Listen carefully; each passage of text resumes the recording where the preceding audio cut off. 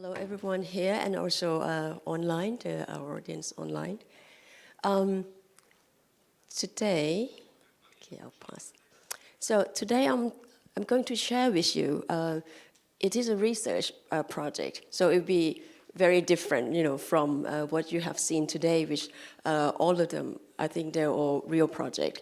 This is a proposal as a result of 1 to 2 years research project. So I have a luxury of time to do the investigation and, try to understand what is the perception of internal and external stakeholders of the old cities. Okay, so we'll come back to this. And it is a research project, so I would like to thank the funders. So it is funded by the Thai government, so to my university. And also later on, there's a lighting mock-up as part of this research project. We have been granted the access to heritage sites from the city of Bangkok. They let us use the site. So, so today, first I will introduce the context of the old Bangkok. That's the name. It's called Ratanakosin Island. It's not really an island, but because one side is defined by the river, the Chapria River. I don't know if you've been to Bangkok. There's one river, and it's not as big as here. It's only 200 meters wide. So it's not this wide, like in Seoul. Ratanakosin Island, that's the name. And the name, Ratana means jewels. It means the city of jewels, the city of angel. Bangkok means the city of angel. This is another name of that all parts.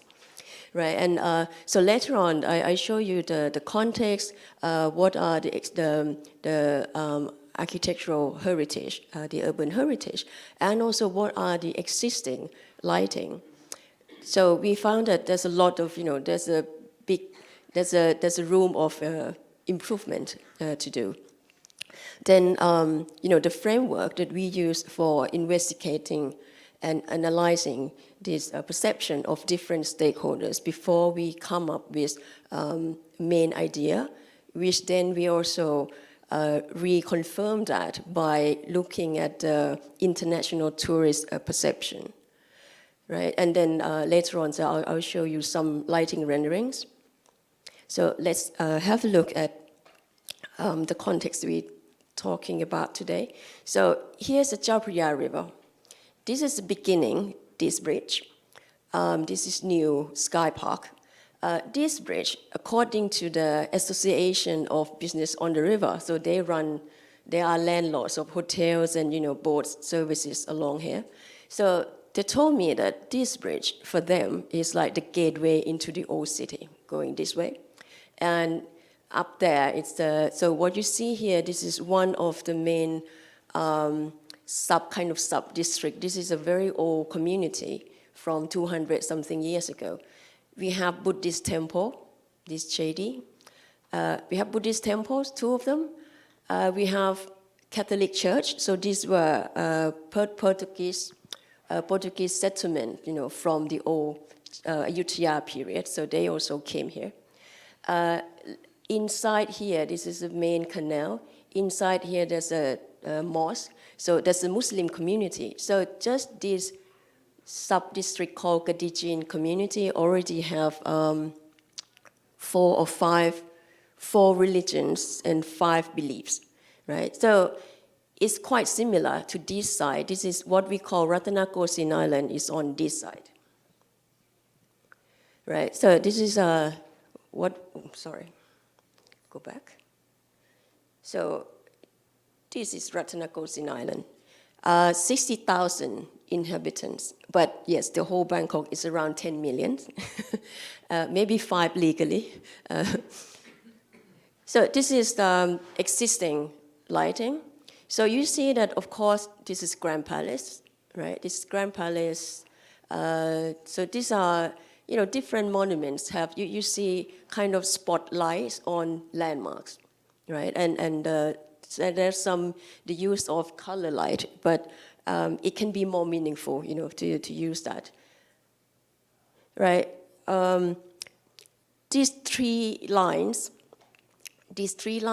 are official name of Bangkok. It is actually very long. What I highlighted here, Noparat means gemstone, 9 auspicious gemstones, which we propose to use as the main concept for the lighting.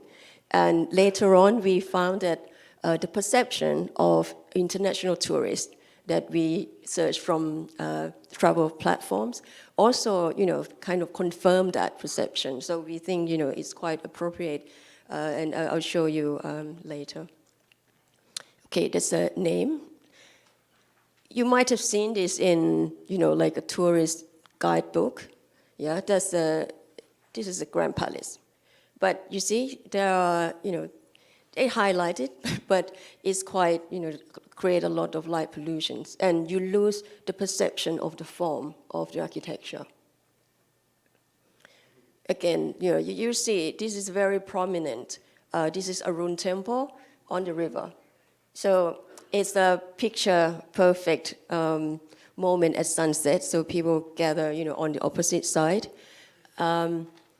Yeah, but, it is, when you have a closer look, it has used a lot of light, and I think we can reduce that and, make it more, kind of enhance the architecture a lot better. That's also existing lighting. You can see them from far away, and it is very important, yes, but we can improve the lighting mostly by reducing and fine-tuning like the color, temperature, and everything. So here are more existing lighting that we did the assessment before we started looking into the qualitative perceptions of people.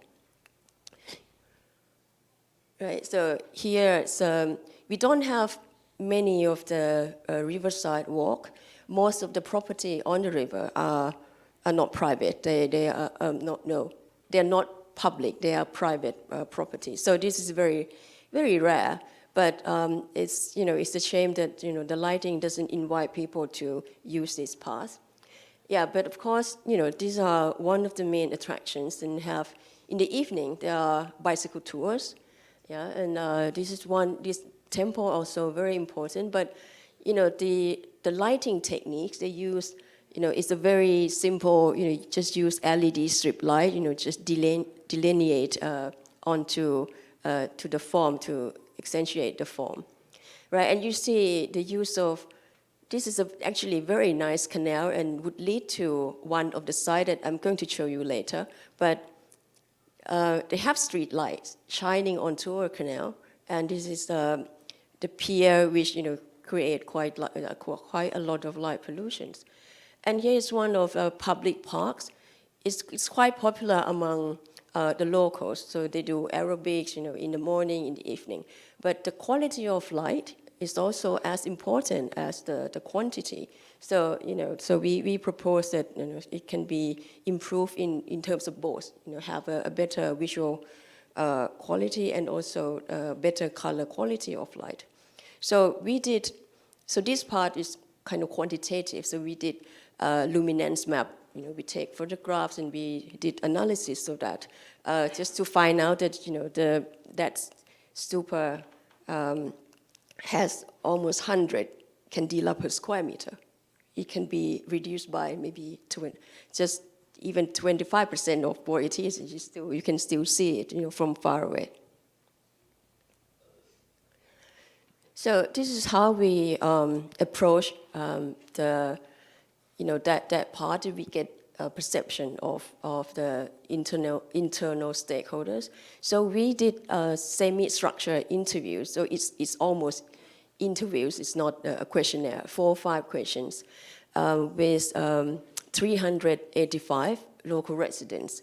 So they have to live. If they live there for at least 10 years, then we include them in the study. And then the other groups are policymakers, people from the city of Bangkok, And also there's a national committees looking after old cities in Thailand. There are other 30 old cities in Thailand. And we also have, so of course, experts is one group, lighting designers, local Thai lighting designers, and also my colleagues from Europe, from like international lighting designers. And this part is the user-generated content. So we search and analyze from TripAdvisor. We use English for searching, and then use Mandarin to search for comments from C-Trip, right? So this part, we try to understand what's the international tourist perception of the old town Bangkok. And we search during the time before COVID, right? Because during COVID, it's very few tourists.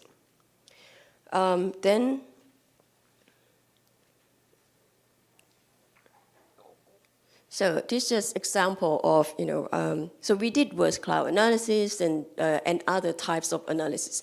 What we found is that the residents and business owners in the area, so they in terms of physical identity, they only think about like old facades, historical buildings, but not so much as like the river, the canals. So there are differences between the residents and the cities, how they perceive the identity. So for local residents, they are more into like social identity, the sensory identity, and their memories about their old past, which is quite interesting. And then we use what they propose as like important places for them to do search, the previous one, the user-generated content, right? So, but meanwhile, the government sector, so they obviously they focus on improvement of the physical identity along the rivers, restoration of the canals, which is good, because we have a lot of canals.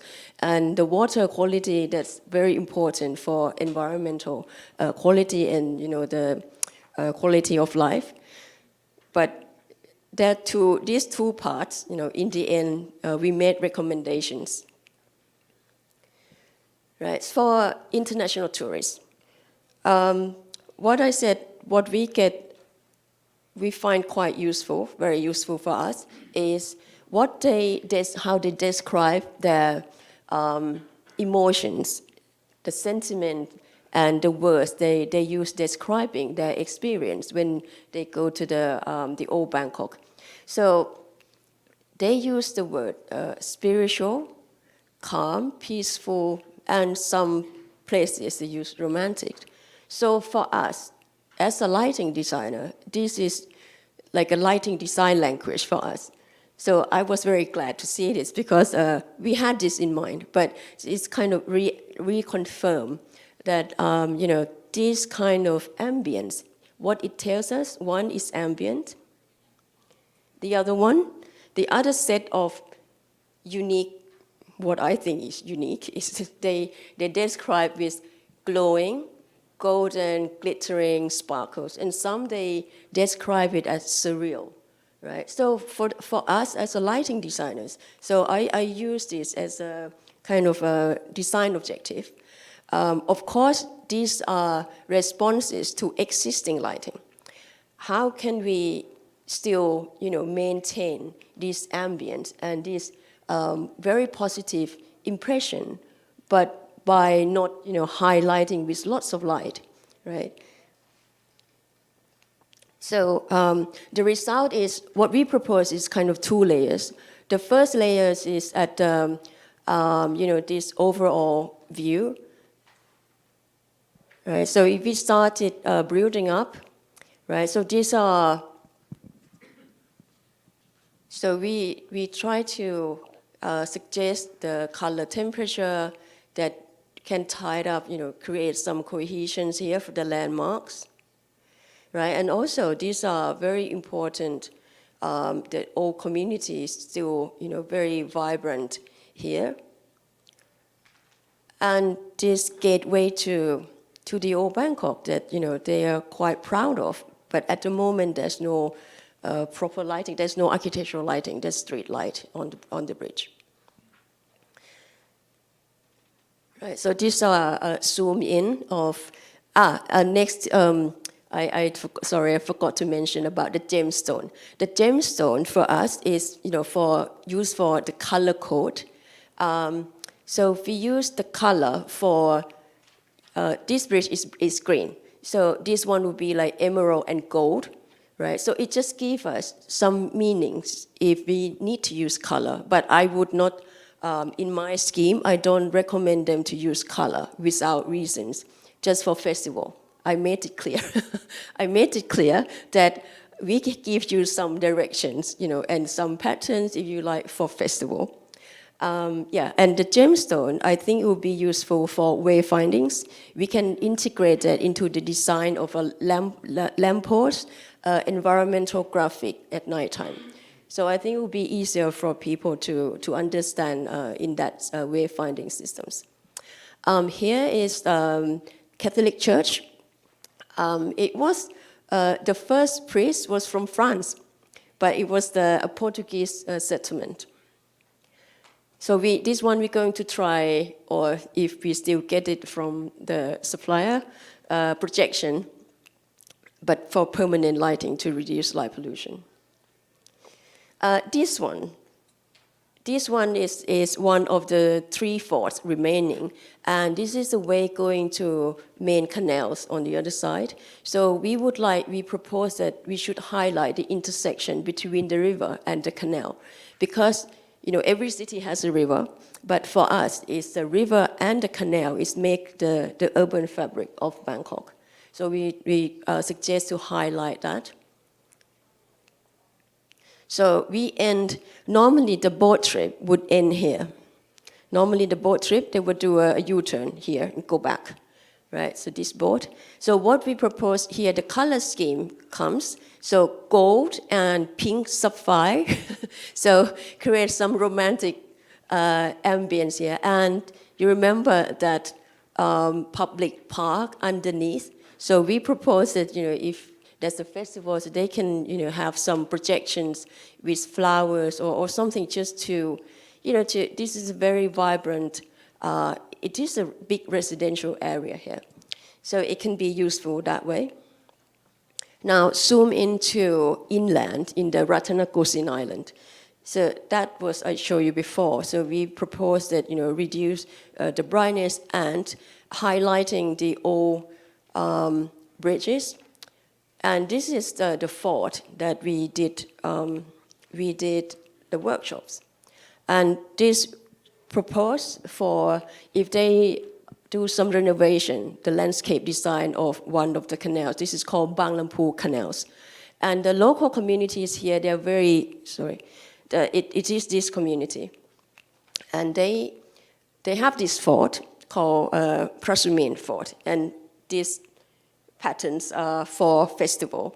So what we did on top of that large-scale study, so we did 2 lighting workshops to show that because it's a tourist city, so we have to understand the communities are expecting, they have craftsmanship and skills that they're very proud of.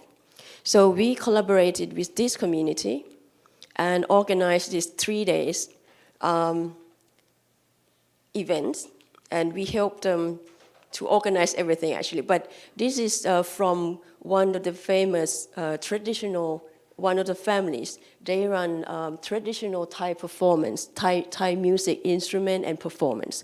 So I invited them to perform during 3 days, 3 nights. And we designed this, we also collaborated with the city to dim down their existing lighting, find a color temperature that would go well with, this white, which, in other heritage also have the same materials.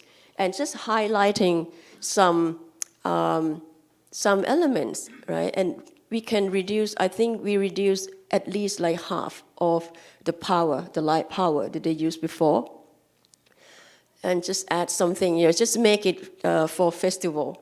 And it was quite well received. So these girls, so they performed, and they were at the time we opened the country already. That was last year. So we had some tourists, and this lady, so she did this embroidery. This one is a banana trunk, and there was one family that they do carving just by hand, and they don't use anything. They can just do the carving. So we designed as a signage for a food store, the shops there. So this my student. So he's from Taiwan, and these are so the local communities organize a night tour. So these are people from outside of the communities. This is the second site, so I'm gonna end with this project. So this site is another fort, but this fort, the city already installed some RGB lighting and tunable white. So we suggested them to use just tunable white and try to make the best out of what they've already installed. So we changed it to much warmer white light and a lot dimmer. And actually, they like it. So I think maybe some of the problem is that lighting, people have to see and have to experience in order to appreciate it.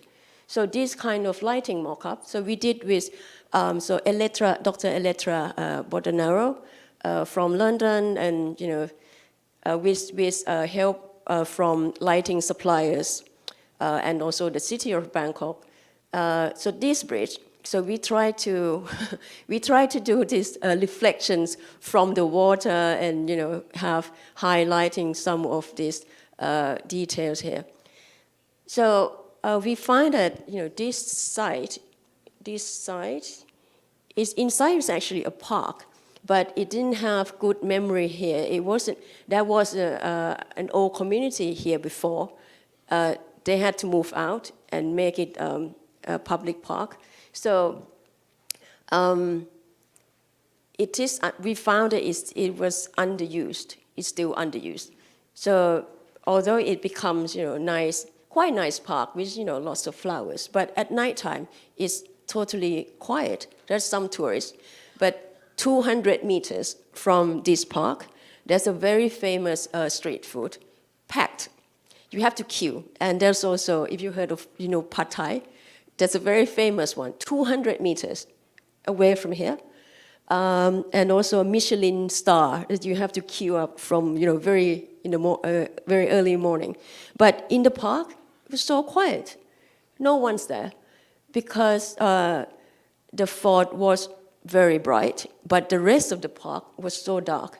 There's some bright spot, but there's no uniformity, and it was not inviting. So this from our workshop in collaboration with Wisma. There were Wisma students there. This in February, this February, and this lady, this family, they just came in. They live not far from this park. They never come inside. This is their first time come inside the park and sitting here. So we only allowed to do lighting to this spot. The parks, they're worried about security. They don't let us switch off their lighting. So we had to prepare everything and have 2 minutes switch off their lighting. Right. So we use good quality white light, and maybe in reality we won't uplight the tree that much, but for the mock-up it's okay. And we found quite interesting points that we think these are recommendations that we already made to the city. So we had 2 meetings. We presented to the mayor of Bangkok, and he likes the idea. It's just that for a city, or actually the whole Thailand, we no city has lighting master plan. And urban lighting, they don't use lighting designers. So this is a very new idea to them. So I probably need time to work on that, but at least, it's quite well received by the city. The next thing is, as I mentioned, there's some differences between the local residents and how the cities, develop, those infrastructure on the river and the canals. But so it means that maybe it needs more engagement from the city, between the city and the local residents. And I would like to end that for developing countries in Asia where you might have similar contexts, that you might see this alternative approach, how you can come up with creating a nighttime identity for your own cities. Thank you very much.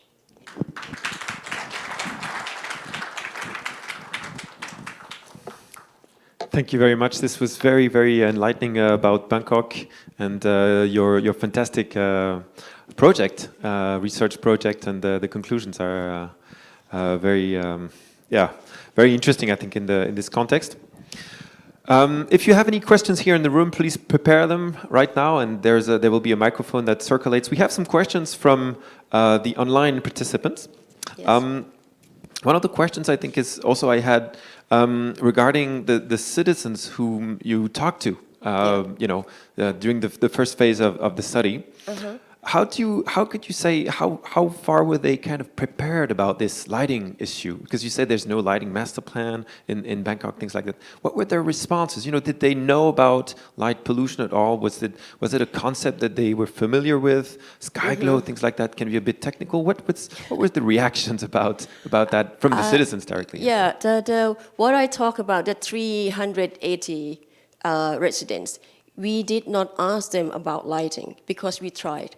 What if you ask general public about lighting, what you get is too dark, it's too bright, it's okay. So it's not very useful. We tried that. We tried that.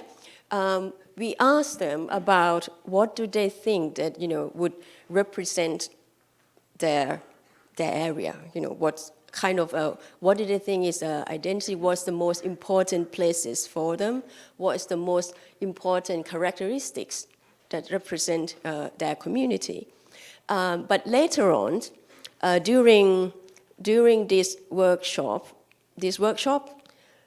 while these things going on outside, inside, so we have to thank the local museum. This is on the ground of a museums that have a buildings. So we had an exhibition that we proposed, some of the renderings from last year. So we exhibited inside, and then we get to ask them about, what they think about, what do they think about what we proposed?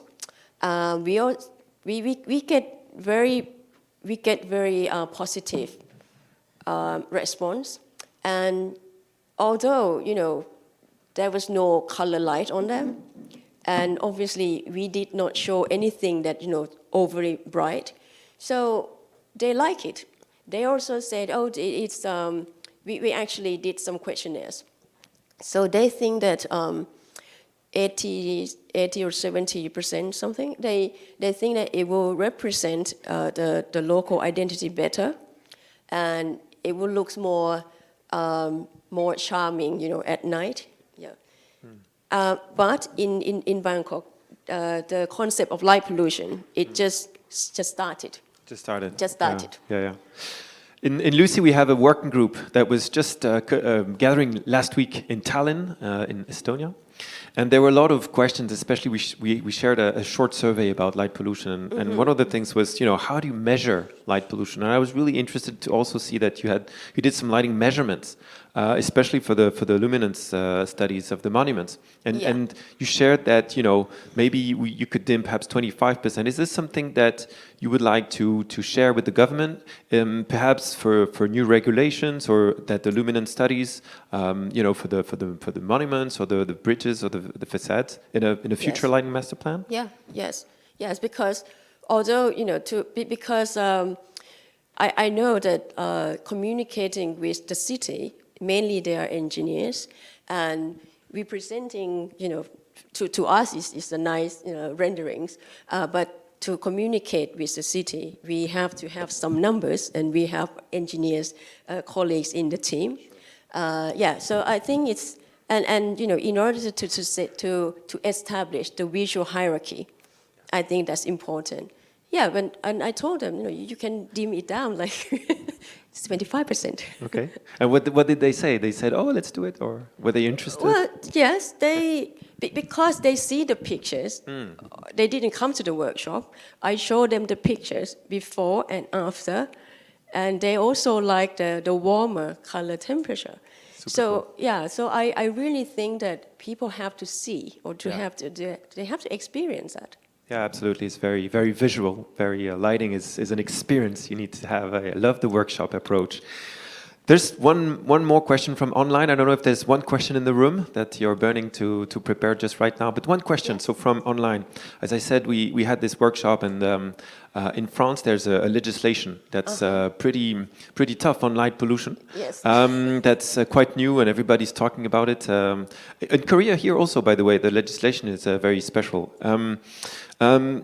So one of the things is always the interplay between light and water.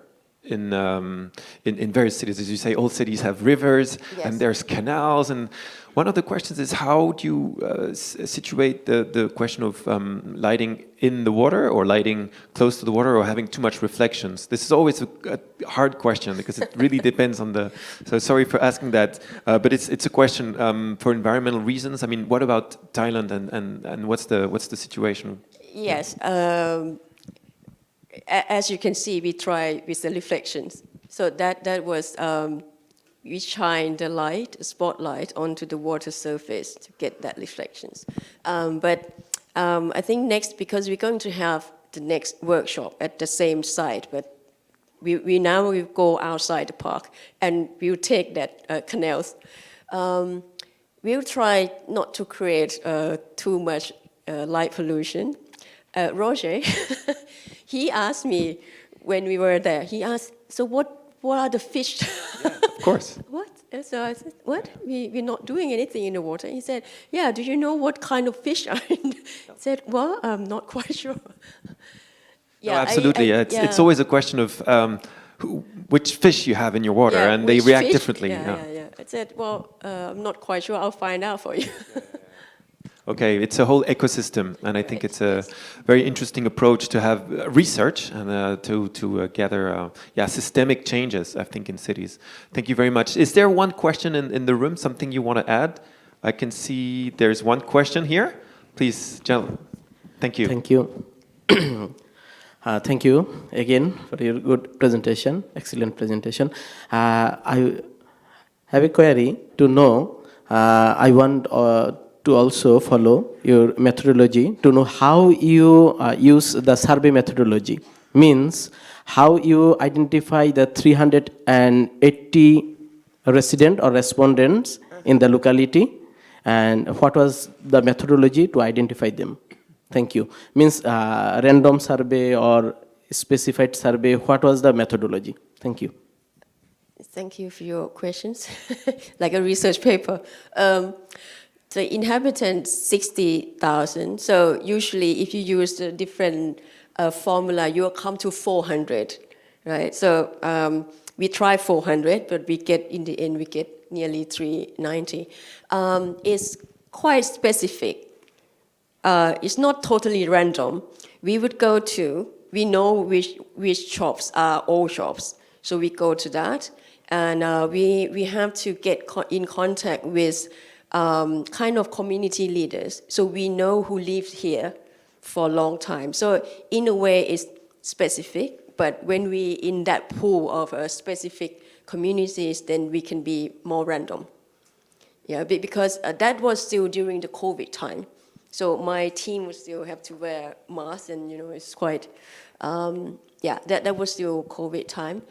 To answer, the aim was 400 people. And so we identify and we try to, the majority are residents, local residents, and then some perhaps like 15% are shop owners or people who do business there for a long time. Thank you. Thank you very much. I think we can definitely applaud our speaker. Thank you so much.